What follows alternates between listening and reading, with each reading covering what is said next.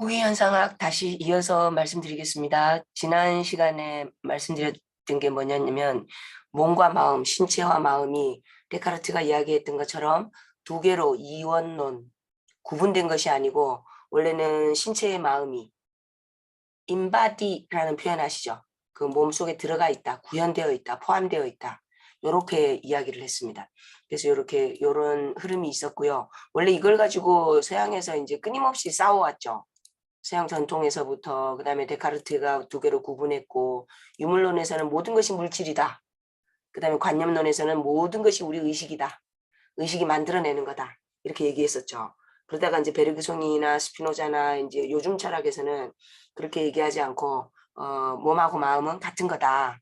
그러면서 요걸로 정리를 한번 해보겠습니다. 베르그송이나 스피노자나 들레스나 이런 사람들이 말하는 건 뭐냐면요. 물질이 발달을 해서 생명이 되는 거다. 그리고 또 하나 이제 제가 말씀드렸던 게 생명체의 특징이 기억이다. 그래서 베르그송의 책 제목이 그 물질과 기억, Matter and Memory. 그래서 MM이라고 표현합니다. 근데 재밌는 게 그 베르구송도 그렇고 생물학에서도 그렇고요. 지금 생명과학에서도 뇌과학이나 그런 데서도 생명이 고도화되면서 정신이 생긴다고 합니다. 저희도 왜 저기 머리 좋은 애들 뭐 그렇게 하면 시냅스 연결이 굉장히 고도화된 거다 뭐 이렇게 얘기하잖아요. 정신이 이렇게 전기 시그널이잖아요. 사실은. 그래서 그렇게 얘기합니다. 그래서 여기 있네요. 생명의 고유한 특징은 기억이다. 그래서 결국은 정신이 별개의 것이 아니고 생명이 고도화된 것이 그게 정신이다. 그리고 또 하나는 신체와 구분된 마음, 이원론이 아니라는 거예요. 신체의 마음이 embodiment, 구현되어 있다. 그래서 신체가 감정을 느끼는 거죠. 그래서 왜 감정을 느낀다 그러니까 뭐 느껴지는 거 없으세요? 저희가 왜 계속 이거 구분했잖아요. 감각에서, 지각에서, 그 다음에 뭐가 성립해요? 인식이 성립하잖아요. 결국 하나예요. 그러니까 감각하는 거는 신체고 인식하는 거는 마음이에요? 아니잖아요. 네. 그래서 결국 베르구송이라는 사람이 이런 이야기를 했고요. 그게 이제 후기 현상학으로 연결되고 있습니다. 그래서 이제 지금 저희가 하고 있는 이야기가 실제로 이제 그 정신과 마음이 두 개다라는 건데, 그게 아니다. 결국은 정신과 마음이 정신과 물질이 두 개가 아니고 하나다. 왜냐하면 인본주의하고 포스트 휴머니즘, 포스트 인간 중심주의예요. 또는 다른 말로 이거를 생태 중심적 세계관이라고 합니다. 지구의 주인, 존재하는 모든 것들의 최고의 존재가 인간이 아니다. 우리는 모두 어떻게 표현할까요? 이퀄이다. 우리는 모두 평등하다. 이렇게 보는 겁니다. 생태 중심적이나 포스트 휴머니즘은. 근데 이제 저희가 인간이 왜 유일무이하고 자연의 주인이 되었느냐 그러면 인간만이 생각할 수 있었다. 이성을 가지고 있었다. 라는 그것 때문이었거든요. 근데 보세요. 결국은 물질이 정신이다. 물질이 정신이고 정신에서 기억이 누적되면서 이제 조금 더 뭐가 쌓여가는 거고 그런 식으로 보기 시작하면 결국은 이게 같다 그러면 뭐가 돼버려요? 존재가 인식이 돼버리죠. 그래서 이게 조금 인식론적 도약이긴 한데요. 어쨌거나 이게 후기 현상학입니다. 그래서 인식의 대상과 인식의 주체가 명확하게 분리되어 있는 것이 아니고요. 존재가 인식이 하나로 융합되는 존재인식론으로 이해해야 된다. 데카르트로 인한 폐단이 많았어요. 왜냐하면 아는 것 따로 사는 것 따로. 우리는 암과 삶의 분리가 철저하죠. 또 다른 말로 또 뭐라 그러십니까? 이론과 실천이라고도 표현하시죠. 머릿속으로 아는 거하고 실제로 살아가는 거하고 일치하지 않을 때 많잖아요.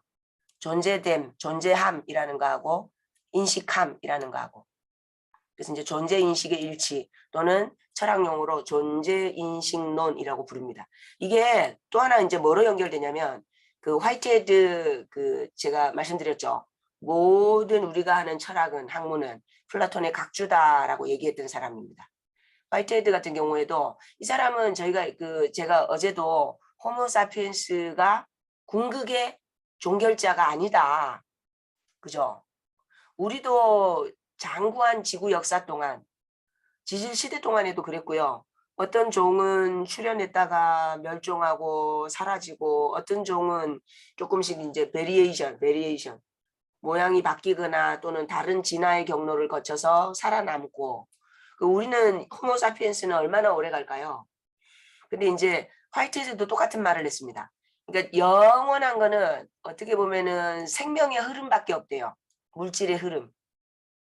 근데 그 중에 어느 한 부분이 이렇게 떠올린 거죠. 이렇게 연결된 거, 스냅샷. 지금 이 순간에 우세 종일 뿐이다. 그렇게 보는 겁니다. 그리고 끊임없이 환경과 무엇과 연결되고 접속하느냐에 따라서 다른 걸로 바뀌어 간다고요. 창발, 이머전스 이렇게 뭔가 출현한다는 거죠. 새롭게. 그러니까는 뭐 나중에 뭐 호모사피엔스하고 사이보그하고 결합하는 그런 것도 있을 수 있겠죠. 그죠? 뭐 정신분석학에 나오는 뭐 쥐인간 이런 것처럼. 그 다음에 그래서 결국 화이트헤드도 그렇고 다윈도 종이 존재한다고 보지 않았대요. 흐르는 과정 속에 어쩌다가 우발적으로 출현했을 뿐 종은 고정된 게 아니다 라고 이야기했다 그럽니다. 다윈조차도. 그래서 여러 가지 보세요. 에너지의 흐름 속에서 이거는 잠재성의 영역이라고 부르거든요. 잠재성의 영역에 있다가 이게 뿅 하고 현실화되는 거예요. actualize. 현실태로. 이렇게 actualized라고 표현합니다. 근데 영원하지 않죠. 또 이게 세월 따라서 멸종할 수도 있고 변이 될 수도 있고 이런 식으로요. 그래서 이제 이 사람들이 현대철학 존재인식론이나 아니면 포스트 후머니즘이나 이런 데서 이야기하고 있는 것들이 지금의 종이, 지금의 인류가 영원한 마지막 종결자가 아닐 수도 있다. 영원한 거는 생명의 흐름밖에 없다는 거죠. 그래서 이제 요거는 뇌과학에서 얘기하는 겁니다. 뇌과학. 생명현상에서도 실제로 지금 이런 이야기 하고 있습니다. 선생님들 왜 저기 지구과학의 광물 있죠, 광물. 광물 부분에 벼 있죠, 벼. 그 뭡니까? 쌀, 저기, 달리는 거. 벼. 벼 보면 벼, 그때 이게 잎사귀 모양 보면 이거 광물 결정이에요. 이거. 끝에. 사람들 배, 이파리에 손 베어 보신 적 있으시죠? 예. 네. 똑같습니다. 결정 조직이. 벼, 잎사귀에 나 있는 요런 거. 그래서 여기서 이제 뭘 말하냐면 생명은 단백질의 관계, 단백질들의 일체 구조, 얽힘이 단백질들의 결합과 얽힘과 관계가 만들어내는 게 생명이래요. 단백질은 아미노산의 덩어리죠. 그리고 20종의 아미노산을 어떻게 조합하느냐에 따라서 유전자, 그런 정보를 담고 있는 게 DNA고요. 아미노산의 배열 순수, 저희 이거 있잖아요. 뭐 구아닌, 뭐 티록신 뭐 그런 거 있잖아요. 그거 4개가 어떻게 콤비네이션 되고 있느냐에 따라서 뭐 유전 정보를 담고 있는 게 DNA고, 그리고 생명 현상은 결국 뭐예요? 아미노산의 배열이죠. 단백질의 배열이 우리 몸의 패턴을 만들고요. 그리고 다양한 신경 조절 물질, 단백질로 구성된 거예요. 그런 원자들의 배열이 우리의 정신을 만들어낸답니다. 이거는 지금 생명과학의 정설이에요. 물질의 배열이 정신을 만든다고요. 그러면 베르그송이 한 말이 맞죠? 생명이 고도화된 게 정신이다라고 얘기했잖아요. 생명은 뭔데요?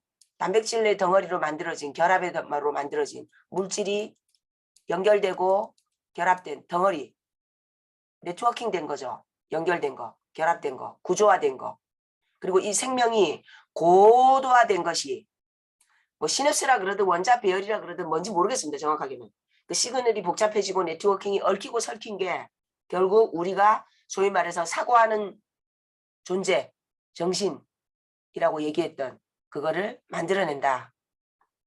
이렇게 얘기하고 있습니다. 이게 뇌과학의 요즘 말하는 설명들입니다.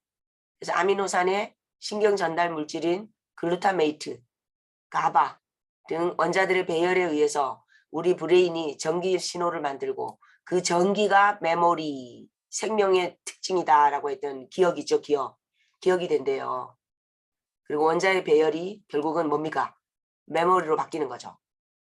그래서 우리는 원자로 구성된 것이 아니고 원자들의 네트워킹, 배열, 배치로 구성되어 있다. 이렇게 얘기합니다. 그리고 요게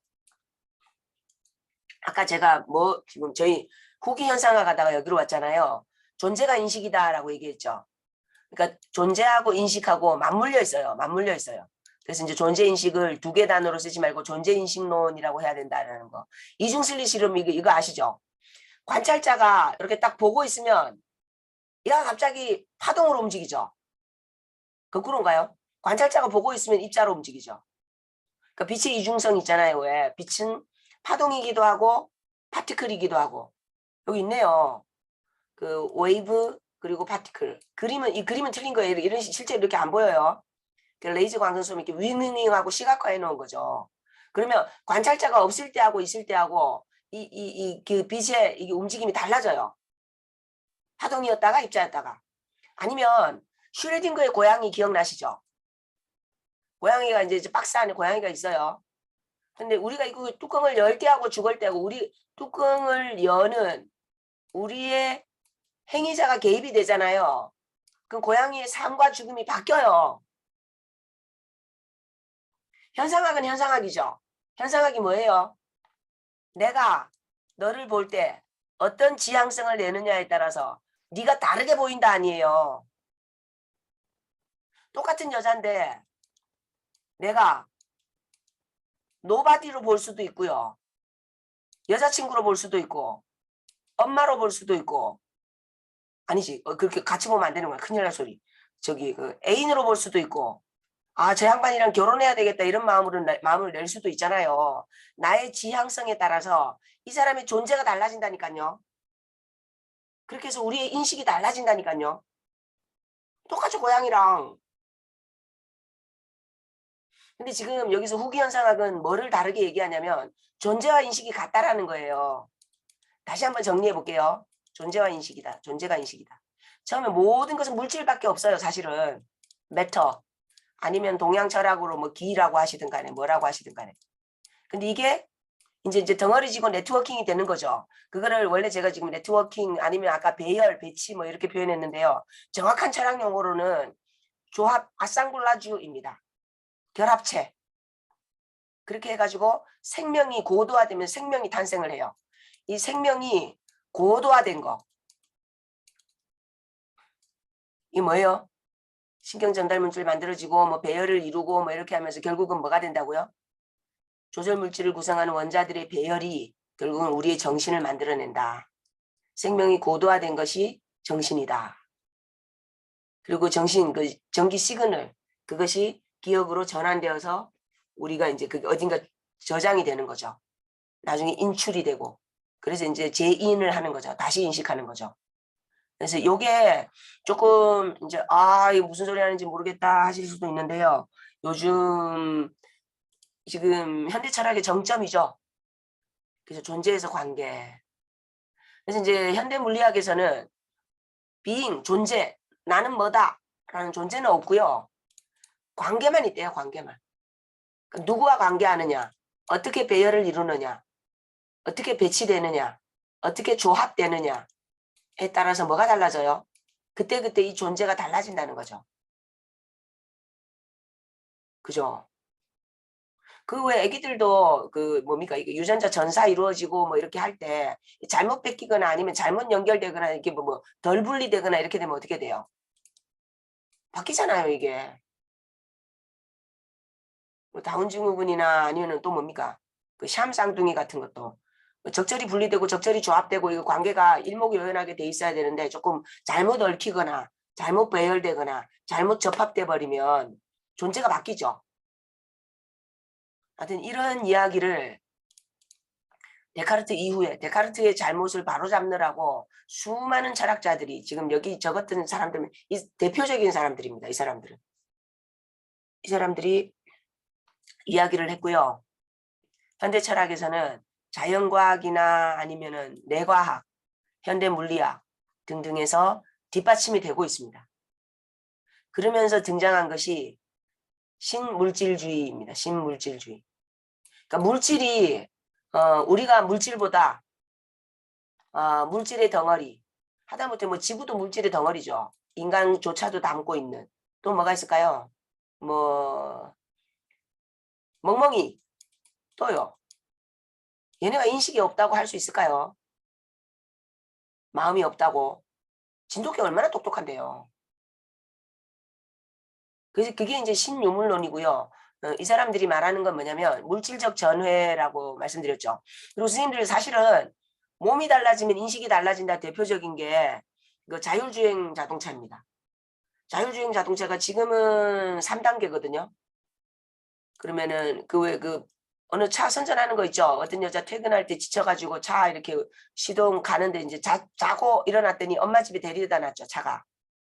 파일럿 어시스턴트. 자율주행.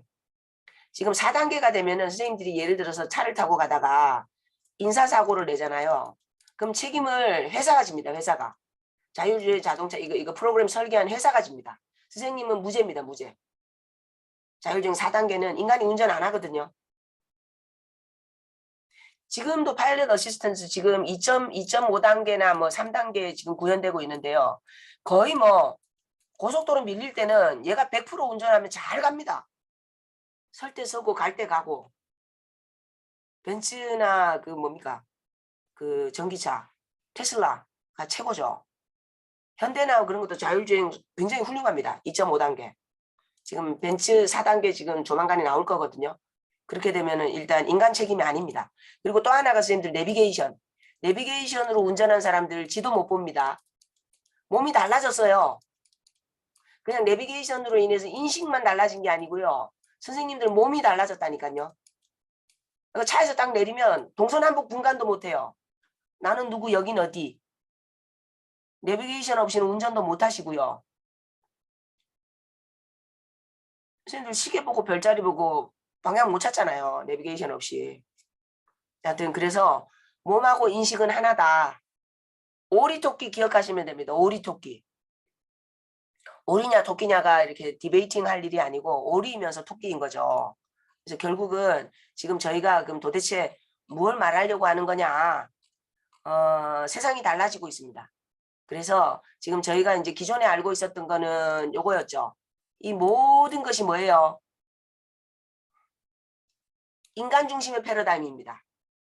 인간이 진리를 발견하고 보세요. 인간이 진리를 구성하고 인간이 권력에 따라서 진리를 만들고 그죠? 근데 신유물론은요.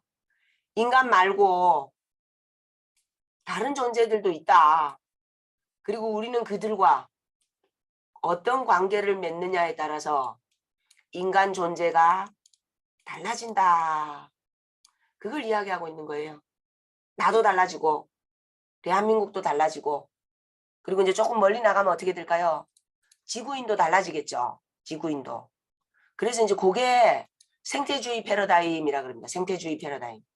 그래서 그거를 여기 보시면 제가 그때 요거 기억나시죠? 인간이 멸종하고 인류세. 인간이 살았던 시간이 시공간이 있었다. 인간이 살았던 시절이 있었다. 엔서로포신. 그때는 인간이 주인이었죠. 엔서로포신. 인간이 살던 홀로세라고 저희는 제4기 홀로세를 살고 있잖아요. 모든 것이 새로웠다라는 뜻입니다. 근데 이제 그리고 나면 이제 요것들 다 지나가고 어떻게 될까요? 인류세가 지나고 나면은 지구 테란 게임 좋아하시는 분들 테란 아시죠? 그 왜 그 기계도 아닌 것이 인간도 아닌 것이 뭐 이렇게 조합해가지고 그 게임에 등장하는 캐릭터들 있죠 왜? 그 테란의 시대가 올 거다. 근데 그때는 이제 인간이라고 안 하고 지구에 살아가는 그 유기물들 있죠. 예. 그런 시대가 올 거다라고 얘기하는 겁니다. 그래서 생태주의나 2022 개정교육 과정에서 계속 반복해서 나오는 생태전환교육 이런 데서 말하는 게 뭐냐면 요지는 우리가 지금처럼 이렇게 자연을 착취하고 그렇게 해서는 인간은 멸종하고 말 거다. 그걸 이야기하는 겁니다. 그럼 어쩌라고요? 다른 인간 말고요. 다른 사물들, 그러니까 기존에 우리가 비인간이라고 불렀던 것들 있죠. 그것들도 에이전시로 인정을 하자입니다. 결론은. 인간만 에이전시라고 보는 게 인간 중심적 사고거든요. 휴머니즘. 근데 지금 제가 말씀드렸던 포스트 현상학, 신물질주의, 그리고 또 아까 그 이상한 거 있었죠. 액터 네트워크 시어리, 이런 거 모두는 결론을 말씀드리면 인간만이 에이전시가 아니고 지구도, 장차, 로봇도 모든 것이 행위 주체다라고 인정하자는 겁니다. 그건 뭐예요? OECD 2030에 나와 있던 코 에이전시로 인정하자는 겁니다. 그리고 인간 비인간의 연합, 요거를 아상블라주라고 해요. 불어로는 아상블라주고요. 영어로는 어소시에이션입니다. 조합이죠, 조합. 내가 누구랑 배치되냐고요, 배치. 아까 단백질 배치 기억나시죠? 어떻게 배치되느냐, 누구와 배치되느냐, 누구와 네트워킹 되느냐에 따라서 우리의 존재는 물론이고 인식도 달라진다는 겁니다. 그래서 여기 자연을 포함한 인간과 비인간의 구분을 없애고요. 다른 생물종, 생태계, 그리고 생물권 전체와의 공동체 의식을 가지자. 그게 생태 전환 교육입니다. 좀 너무 앞서가죠. 그래서 참 나는 못 받아들이겠다, 뭐 그러실 수도 있겠죠. 그래서 결국은 여기에 대해서 이제 4가지 관점으로 나뉩니다. 니네 그러다가 멸종할 거야, 요겁니다. 요거. 그리고 새로운 테란을 비롯해서 새로운 종과 새로운 아상블라주와 그런 시대가 올 거다. 이거는 그때 말씀드린 것처럼 다시 한번 인간이 전지전능한 엔지니어링을 통해서 지금의 생태 위기나 기후 위기를 극복할 수 있을 거다. 이렇게 보는 겁니다. 그래서 일부는 좀 너무 과격한 주장이라서 나는 좀 받아들이기 어렵다 하실 수도 있을 것 같습니다. 그래서 지금 그때 제가 언뜻 말씀드렸죠.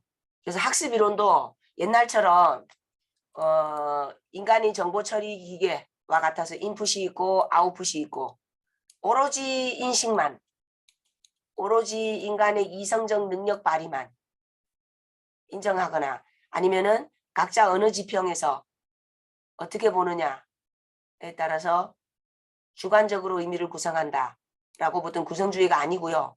이제는 우리는 모두 연결되어 있죠.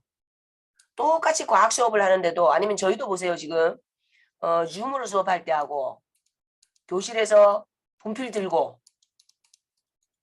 분필가루 흩날리면서 얼굴 보고 수업할 때 하고 굉장히 달라요. 그죠? 어떤 식으로 연결되어 있고, 그리고 무엇과 관계하느냐 여기 있죠. 우리 아이들은 아마 한 10년, 20년 지나잖아요. 게임 세대이기 때문에 얘네는 메타버스, 뭐 AR, VR 굉장히 익숙합니다. 세상을 게임하듯이 게임 공간처럼 인식하잖아요.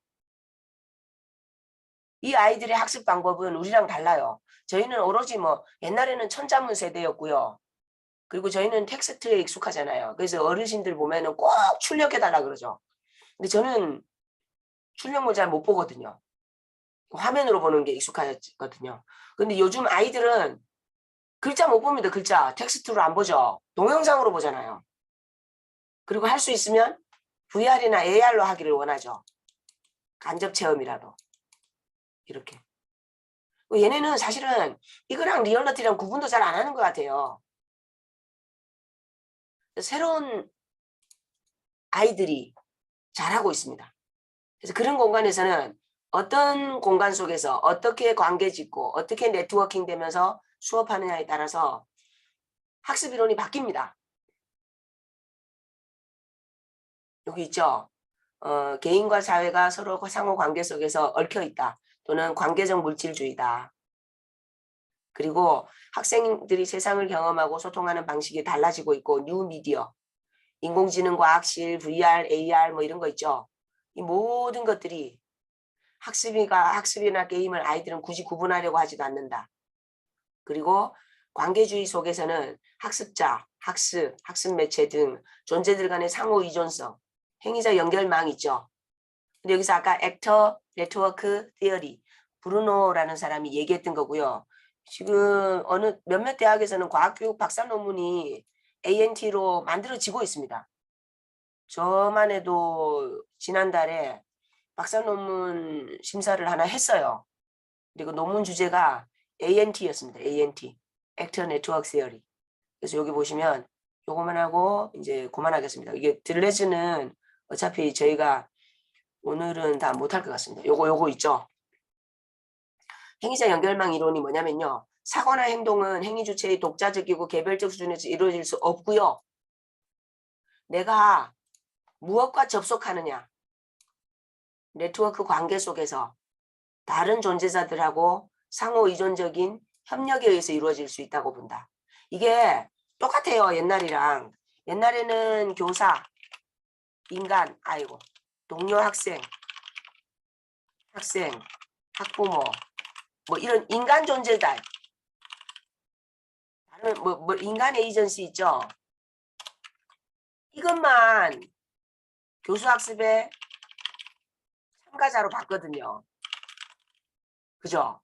근데 ANT는 그게 아니에요. 인간의 인식이나 삶이나 그다음에 학습이나 교수 학습이죠. 모든 것에 다른 행위 주체들 들어온다입니다. 다른 행위 주체들이 뭐가 될까요? 과학실, 망원경도 됩니다. 3D 프린터, 편광현미경 이런 것들도 행위 주체자라는 거예요. 또 뭐 있을까요? 지금 저희 지금 저를 비롯해서 지금 저희 공간에서 행위 주체는 줌이라는 프로그램이죠. 얘도 행위 주체예요. 왜냐면 줌이 있을 때와 줌이 없을 때의 학습은 엄청나게 달라요. 그죠? 그리고 스텔라리움 뭐 이런 거 있죠. 프로그램 같은 거. 아니면 AR, VR 또 뭐 있을까요? 메타버스 이런 것들도 행위 주체로 인정하자입니다. 그리고 이제 여기서 조금 더 멀리 나간 게 요겁니다. 요거. 여기 보시면 OOO라고 돼 있죠. Object Oriented Ontology. 여기서 하나 유행하는 단어가 Flat Ontology입니다. Flat Ontology. Flat Ontology. 한국말로는 편평한 존재론, 편평하다. 왜 이렇게 Flat Earth 기억나시죠? 지구 편평도 할 때 플랫니스 하잖아요. 저희 왜 편평하다. 이게 지평선만 보고 사람들이 지구가 이제 옛날 고대 사람들은 지구가 이렇게 생겼을 거라고 생각했잖아요. 배 타고 가다가 똑 떨어진다고. 그 플랫입니다. 근데 편평하다라고 번역하고요. 평등하다는 뜻입니다. 나나 뭐 사이보그나 들에 있는 나무나 커다란 울산바위나 똑같은 존재자라고요. 그게 플랫 온톨로지입니다. 그게 이 집입니다. 좀 멀리 갔죠. 우리가 지금 남자 여자 평등하다라는 거 인정하는 데도 얼마나 오랜 세월이 걸렸는데요. 백인하고 흑인하고 평등하다 이거 인정하는데도 아직도 안 되고 있는데 그죠? 근데 지금 에이전시 행위 주체 물질과 존재가 같다. 물질과 인식이 같다. 이렇게 돼버리니까 인간이 남들보다 다른 행위자보다 더 낫다라고 하는 게 없어져 버린 거예요. 조금만 인식을 넓혀보세요. 집에 저기 애완동물 있으시죠? 저희 집에는 복실이가 있습니다. 제가 있고 우리 복실이가 있고 조금 더 나가보세요. 고양이도 넣고 그다음에 또 나가면 사이보그 넣고 나무 넣고 좋아하는 식물 키우는 거 있으시죠? 애지중지한 거. 조금 더 멀리 나가면요. 결국은 뭐 지구까지 나가겠죠. 생태계. 우리 마당의 잔디, 흙, 다른 존재자들. 이렇게 확대되겠죠. 그래서 지금 저희가 살고 있는 시대가 그래서 이제 여기도 생태주의도 같이 살자 이렇게 해서 이렇게 하는 거예요. 우리가 일방적으로 하지 말고 같이 살자. 여기 있죠. 마음 아파하고 실천하고 가르치고. 그래서 2022에 뭐가 들어왔다고요? 모든 성취 기준에 가치 태도가 들어왔죠. 참여 실천 그런 식으로. 그래서 결론은 결론을 내릴 수도 없을 것 같습니다. 여기 보시면 패러다임이 바뀌어가지고 지금은 이렇게 가서 여기를 살고 있습니다. 포스트 휴머니즘, 탈인간주의주의 또는 포스트 휴머니즘이라고 번역을 합니다. 그리고 패러다임 이름은 네오 머티리얼리즘, 그래서 신유물론 또는 신물질주의라고 번역합니다. 인간 중심이 아니다입니다. 노모아. 인간 존재만이 유일한 에이전시라고 인정하던 시대는 끝났다. 그리고 모든 것은 관계다. 관계만 있다라고 얘기합니다. 사실은. 모든 관계만 있고 존재는 없다. 왜냐면 나라는 존재 자체도 막말로 제가 지금 막 억만장자랑 접속을 하면 제 존재가 달라지죠. 그러지 않을까요? 예. 하여튼 한번 생각해 보시고 저희 만났을 때 같이 논의하고 고민해 보죠. 뭐 질문 좀 해주세요. 감사합니다.